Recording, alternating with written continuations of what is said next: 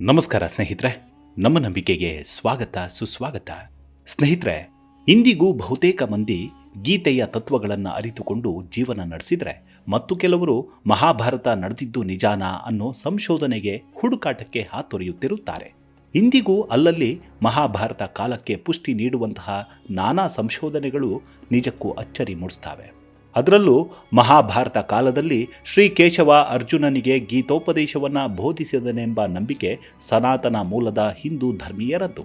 ಇಂದಿಗೂ ಗೀತೆ ಎಂದರೆ ಅದೊಂದು ಪರಮ ಪವಿತ್ರವಾದ ಗ್ರಂಥ. ಶ್ರದ್ಧಾ ಭಕ್ತಿಯಿಂದ ಕೇಳ್ತೀವಿ, ಹಾಗೆ ಪಠಿಸ್ತೇವೆ. ಹಾಗೆ ಪ್ರತಿ ವರ್ಷ ಆಚರಿಸಲಾಗುವ ಗೀತಾ ಜಯಂತಿಯಂದು ಶ್ರೀಮದ್ ಭಗವದ್ಗೀತೆಯನ್ನು ಪೂಜಿಸುವ ವಿಧಾನವನ್ನು ಧರ್ಮ ಗ್ರಂಥಗಳಲ್ಲಿ ವಿವರಿಸಲಾಗಿದೆ.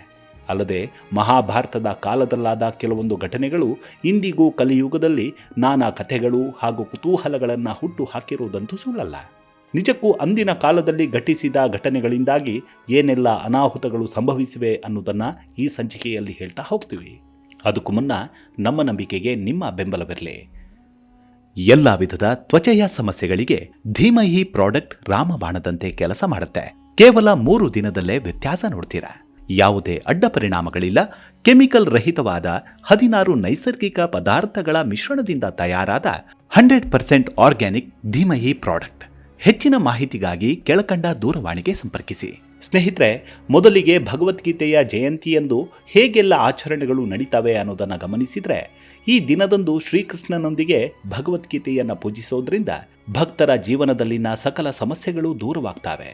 ಅವರ ಜೀವನದಲ್ಲಿ ಸಂತೋಷ ಮತ್ತು ಸಮೃದ್ಧಿ ಲಭಿಸುತ್ತೆ ಎಂಬ ನಂಬಿಕೆ ಇದೆ. ಅದರಲ್ಲೂ ಮಹಾಭಾರತದ ಕುರುಕ್ಷೇತ್ರ ಮಹಾಸಂಗ್ರಾಮದ ಕುರಿತಾದ ಹಲವಾರು ಕಥಾನಕಗಳು ಇಂದಿಗೂ ಪ್ರಚಲಿತದಲ್ಲಿವೆ. ಬಾಯಿಂದ ಬಾಯಿಗೆ, ಲೇಖನದಿಂದ ಲೇಖನಕ್ಕೆ ಸಿಲುಕಿದ ವೇದವ್ಯಾಸ ವಿರಚಿತ ಮಹಾಭಾರತ ವಾಸ್ತವವನ್ನೇ ಬಿಟ್ಟು ಉಪಕಥೆಗಳಾಗಿ ಹೊರಬಂದದ್ದು ಸುಳ್ಳಲ್ಲ. ಆದರೆ ಅವುಗಳ ಪುರಾವೆಗಳು ಇಂದಿಗೂ ನಮ್ಮೆಲ್ಲರನ್ನೂ ಗೊಂದಲದ ಕೂಪಕ್ಕೆ ನೂಕಿಬಿಡ್ತವೆ. ಇಂದಿಗೂ ಮಹಾಭಾರತ ನಡೆದಿತ್ತು ಅನ್ನೋದಕ್ಕೆ ಈ ಪ್ರಮುಖ 4 ಸಾಕ್ಷಿಗಳನ್ನು ಇಡೀ ಲೋಕಕ್ಕೆ ಪಸರಿಸಿವೆ. ಅಷ್ಟಕ್ಕೂ ಆ 4 ಸಾಕ್ಷಿಗಳಾವುವು? ಆ ಕಥೆಯ ಸಂದರ್ಭವಾದರೂ ಏನು? ಅವುಗಳಿಗೆ ಸಂಬಂಧಿಸಿದ ಕುರುಹುಗಳು ಎಲ್ಲೆಲ್ಲಿ ಸಿಗ್ತವೆ ಅನ್ನೋದನ್ನು ಈ ಸಂಚಿಕೆಯಲ್ಲಿ ಹೇಳ್ತಾ ಹೋಗ್ತೀನಿ. ಸ್ನೇಹಿತರೆ, ಮೊದಲನೇದಾಗಿ ಆಧ್ಯಾತ್ಮಿಕ ಗುರು ಋತುಶ್ಯಾಮ್ ಭಗವಾನ್ ಬರೆದಂತಹ ಮಹಾಭಾರತದ ಕಥೆಯನ್ವಯ ಕೌರವರು ಮತ್ತು ಪಾಂಡವರ ನಡುವೆ ನಡೆದ ಮಹಾಭಾರತದ ಮಹಾಯುದ್ಧ ನಡೆದ ಸ್ಥಳವೇ ಕುರುಕ್ಷೇತ್ರ. ಈ ಸ್ಥಳ ಇಂದಿಗೂ ಹರಿಯಾಣ ರಾಜ್ಯದಲ್ಲಿ ನಗರವಾಗಿ ನೆಲೆಗೊಂಡಿದೆ. ಈ ನಗರದಲ್ಲಿಯೇ ಶ್ರೀಕೃಷ್ಣನು ಅಂದು ಅರ್ಜುನನಿಗೆ ಬ್ರಹ್ಮಜ್ಞಾನದ ಉಪದೇಶ ನೀಡಿದನೆಂಬ ನಂಬಿಕೆಯೂ ಹಲವರಲ್ಲಿದೆ. ಬ್ರಹ್ಮಜ್ಞಾನದ ಗೀತೋಪದೇಶವೇ ಇಂದು ಪವಿತ್ರ ಭಗವದ್ಗೀತೆಯಾಗಿದೆ ಎಂಬ ನಂಬಿಕೆ ಇದೆ. ಪುರಾತತ್ವ ಇಲಾಖೆ ನಡೆಸಿದ್ದಂತಹ ಸಂಶೋಧನೆಯಲ್ಲಿ ಮಹಾಭಾರತ ನಡೆದಿತ್ತು ಅನ್ನೋದಕ್ಕೆ ಹಲವಾರು ಸಾಕ್ಷ್ಯಗಳನ್ನು ಸಂಗ್ರಹಿಸಿದೆ. ಸಂಶೋಧನೆಯಲ್ಲಿ ಉತ್ಖನನವಾದ ಬಾಣಗಳು, ಈಟಿಗಳು, ಅತಿ ಪುರಾತನವಾದ ಕಲಾಕೃತಿಗಳು ಸೇರಿದಂತೆ ಹಲವಾರು ಅವಶೇಷಗಳನ್ನು ಪತ್ತೆ ಹಚ್ಚಿದೆ. ಇವೆಲ್ಲವೂ ಮಹಾಭಾರತದ ಕಾಲಕ್ಕೆ ಸಮಾನವಾಗಿದೆ ಅನ್ನೋದು ಕೂಡ ಸಮೀಕ್ಷೆಯ ಒಮ್ಮತ. ಇಂದಿಗೂ ಕುರುಕ್ಷೇತ್ರದಲ್ಲಿ ಒಂದು ಪ್ರಾಚೀನ ಬಾವಿ ಇದೆ. ಅದೇ ಸ್ಥಳದಲ್ಲಿಯೇ ಕರ್ಣನು ಚಕ್ರವ್ಯೂಹದಲ್ಲಿ ಸಿಲುಕಿಕೊಂಡಿದ್ದ ವೀರ ಯೋಧನಾದ ಅಭಿಮನ್ಯುವನ್ನು ವಿಶ್ವಾಸಘಾತುಕನಾಗಿ ಕೊಂದನೆಂಬ ಪ್ರತೀತಿ ಇದೆ. ಇನ್ನು ಎರಡನೇದು ಅಂದರೆ ಅದು ಘಟೋತ್ಕಚನ ಕುರಿತಾದ ಉಲ್ಲೇಖ. ಮಹಾಭಾರತದಲ್ಲಿ ಬರುವ ಘಟೋತ್ಕಚನ ಬಗ್ಗೆ ಸಾಕಷ್ಟು ಉಲ್ಲೇಖಗಳಿವೆಯಾದರೂ ಆತನ ಮಗ ಬಾರ್ಬರಿಕನ ಬಗ್ಗೆ ಹಾಡಿ ಹೊಗಳಿವೆ. ಆತ ಅದೆಷ್ಟು ಬಲಶಾಲಿಯಾಗಿದ್ದನೆಂದರೆ ಮಹಾಸಂಗ್ರಾಮಕ್ಕೆ ಕಾಲಿಡುವಾಗ ಕೇವಲ 3 ಬಾಣಗಳನ್ನು ಹಿಡಿದು ಯುದ್ಧ ಭೂಮಿಗೆ ಪ್ರವೇಶಿಸಿದನೆಂದು ಹೇಳುತ್ತೆ ಮಹಾಕಾವ್ಯ. ಒಂದು ವೇಳೆ ಬಾರ್ಬರಿಕ ಯುದ್ಧ ಭೂಮಿಗೆ ಪ್ರವೇಶಿಸಿದರೆ ಕುರುಕ್ಷೇತ್ರ ಯುದ್ಧ ಕೆಲವೇ ನಿಮಿಷಗಳಲ್ಲಿ ಮುಗಿದು ಬಿಡುತ್ತೆ ಎಂಬ ಸತ್ಯ ಶ್ರೀಕೃಷ್ಣನಿಗೂ ತಿಳಿದಿತ್ತು. ಹಾಗಾಗಿ ಶ್ರೀಕೃಷ್ಣ ಒಂದು ಉಪಾಯ ಮಾಡಿದ. ಬ್ರಾಹ್ಮಣನ ವೇಷ ಧರಿಸಿ ಬಾರ್ಬರಿಕನಿಂದ ಒಂದು ದಾನವನ್ನು ಕೇಳಿದ. ಅದುವೇ ಆತನ ರುಂಡ. ಹಾಗಾಗಿ ಕಲಿಯುಗದಲ್ಲಿ ಅವನನ್ನು ಶ್ಯಾಮ ಎಂದು ಪೂಜಿಸಲಾಗುತ್ತೆ. ಅಂದರೆ ಶ್ರೀಕೃಷ್ಣನೇ. ಬಾರ್ಬರಿಕನಿಗೂ ಒಂದು ವರವನ್ನು ಕರುಣಿಸಿದ ಶ್ರೀಕೃಷ್ಣ. ಇಡೀ ಕುರುಕ್ಷೇತ್ರ ಯುದ್ಧ ಮುಗಿಯುವವರೆಗೂ ಯುದ್ಧದ ಸಮಗ್ರ ಫಲಿತಾಂಶವನ್ನು ನೋಡುವ ವರವಾಗಿತ್ತು ಅದು. ಅವನ ಬಯಕೆಯಂತೆಯೇ ಬಾರ್ಬರಿಕನ ಮುಂಡವನ್ನು ಯುದ್ಧ ಭೂಮಿಯಿಂದ ದೂರದಲ್ಲಿ ಅತಿ ಎತ್ತರದ ಗುಡ್ಡದ ಮೇಲಿರಿಸಲಾಯಿತು. ಅಲ್ಲಿಂದಲೇ ಬಾರ್ಬರಿಕನು ಮುಂಡದಿಂದಲೇ ಪ್ರತಿಯೊಂದು ಆಗುಹೋಗುಗಳನ್ನು ಅಲ್ಲಿಂದಲೇ ಕಣ್ತುಂಬಿಕೊಂಡ. ಇಂದು ಬಾರ್ಬರಿಕನ ಮುಂಡವನ್ನು ಇರಿಸಲಾಗಿರುವ ಸ್ಥಳದಲ್ಲಿ ಋತುಶ್ಯಾಮ್ಜಿ ದೇವಾಲಯವಿದೆ. ಈ ದೇವಾಲಯವು ರಾಜಸ್ಥಾನದ ಸಿಕಾರ್ ಜಿಲ್ಲೆಯಲ್ಲಿದೆ. ಇಂದಿಗೂ ಲಕ್ಷಾಂತರ ಭಕ್ತಾದಿಗಳು ಋತುಶ್ಯಾಮ್ಜಿ ದೇಗುಲಕ್ಕೆ ಭೇಟಿ ನೀಡುತ್ತಾರೆ. ಇನ್ನು 3ನೇಯದು ಹನುಮ ಮತ್ತು ಭೀಮ ಭೇಟಿಯಾಗಿದ್ದ ಕುರುಹುಗಳು. ಹನುಮ ಮತ್ತು ಪರಾಕ್ರಮಿ ಭೀಮ ಭೇಟಿಯಾಗಿದ್ದರ ಕಥೆ ನಮ್ಮೆಲ್ಲರಿಗೂ ತಿಳಿದಿದೆ. ಭೀಮನ ದಾರಿಗೆ ಅಡ್ಡಲಾಗಿದ್ದ ಹನುಮನ ಬಾಲವನ್ನು ಸರಿಸುವಂತೆ ಭೀಮ ತಾಕೀತು ಮಾಡಿದ್ದನಾದರೂ ವಾಯುಪುತ್ರ ಹನುಮ ಭೀಮನ ಕಡೆಗೆ ತಿರುಗಿ, ನೀನು ಬಲವಂತನೇ ಅಲ್ಲವಾ, ಸಾಧ್ಯವಾದರೆ ಸರಿಸು, ನಿನ್ನ ಪರಾಕ್ರಮ ನನಗೂ ತಿಳಿಯಲಿ ಎಂದ. ಭೀಮನಿಗೆ ಕೋಪ ಬಂತು.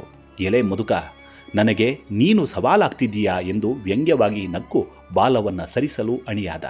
ಆದರೆ ಒಂದಷ್ಟು ಕದಲಿಸಲಾಗಲಿಲ್ಲ. ಎಷ್ಟೇ ಪ್ರಯತ್ನಿಸಿದ್ರೂ ಭೀಮನ ಬಲವೇ ಹುದುಗಿ ಹೋಯಿತು. ಭೀಮನ ಬಲವೇ ಹುದುಗಿ ಹೋಯಿತೇ ವಿನಃ ಹನುಮನ ಬಾಲವನ್ನ ಅಲುಗಾಡಿಸಲು ಆಗಲೇ ಇಲ್ಲ. ಆ ಘಟನೆ ನಡೆದ ಸ್ಥಳವನ್ನೇ ಇತಿಹಾಸಕಾರರು ಮತ್ತು ವಿದ್ವಾಂಸರು ಉತ್ತರಾಖಂಡದ ಜೋಶಿ ಮಠದಿಂದ ಸುಮಾರು 25 ಕಿಲೋಮೀಟರ್ ದೂರದಲ್ಲಿರುವ ಹನುಮಾನ್ ಚಟ್ಟಿ ಎಂದು ಗುರುತಿಸಿದ್ದಾರೆ. ಇದೇ ಸ್ಥಳದಲ್ಲೇ ತನ್ನ ತಪ್ಪಿನ ಅರಿವಾದಾಗ ಭೀಮ ಹನುಮನಲ್ಲಿ ಕ್ಷಮೆಯಾಚಿಸಿದ. ತದನಂತರ ಹನುಮ ಭೀಮನಿಗೆ ವಿಜಯೀಭವ ಎಂದು ಆಶೀರ್ವದಿಸಿದನೆಂಬ ಇತಿಹಾಸ ಈ ಸ್ಥಳಕ್ಕಿದೆ. ಎಲ್ಲ ವಿಧದ ತ್ವಚೆಯ ಸಮಸ್ಯೆಗಳಿಗೆ ಧೀಮಹಿ ಪ್ರಾಡಕ್ಟ್ ರಾಮಬಾಣದಂತೆ ಕೆಲಸ ಮಾಡುತ್ತೆ. ಕೇವಲ 3 ದಿನದಲ್ಲೇ ವ್ಯತ್ಯಾಸ ನೋಡ್ತೀರಾ. ಯಾವುದೇ ಅಡ್ಡ ಪರಿಣಾಮಗಳಿಲ್ಲ.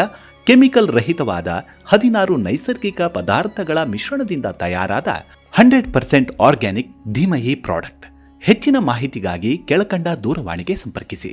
ಇನ್ನು 4ನೆಯದು ಬ್ರಹ್ಮಾಸ್ತ್ರದಿಂದ ಸಿಂಧು ಕಣಿವೆ ನಾಶವಾಯಿತು ಎನ್ನುವುದು.